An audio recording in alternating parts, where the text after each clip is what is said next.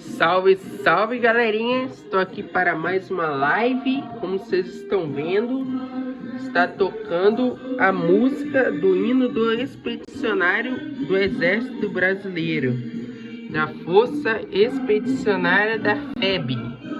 Mas como vocês estão vendo, galera, está tocando nesta caixa aqui,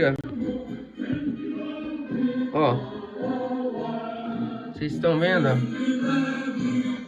Tá saindo dessa caixa. Isso aqui, galera, é um improviso para não jogar fora uma caixinha daquelas mini spec. Você tira a placa dela, mas é para quem sabe, galera. Solda o cabo USB 5 volt, tá ligado na TV, galera. No 5 volt da TV ali, ó, o cabo. E ligado o soldado cabo na placa. E aqui o P2, galera, ligado no adaptador do celular, galera. Já volto, galera. É porque eu não tenho um espelho para mostrar. Vou tentar mostrar no reflexo da TV, ó. Tá ligado no reflexo no cabo aqui, ó, no reflexo da TV, ó, tá ligado aqui, ó, que é o iPhone XR, não tem entrada pra fone, mas é assim, galera, ó.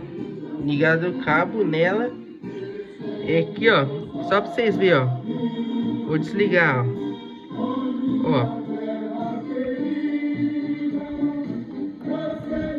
ó, vou desligar o cabo, ó, desliguei o cabo, vou voltar o cabo, ó, desligar o cabo, voltar o cabo. Tá vendo, galera? Ó, deixa eu desligar. O botão não quer desligar, mas deixa eu ver.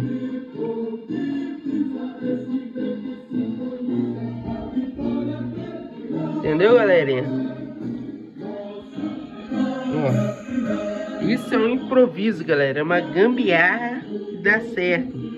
Não pega fogo, porque é 5 volt o cabo, entendeu? Não tem força para dar centelha para pegar fogo.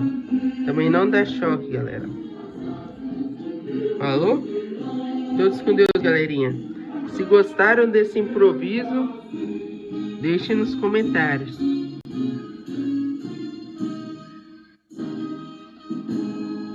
Falou, galerinha. Todos com Deus. E a música tá no Spotify, galera. Vai começar outra. Viciou naquela música?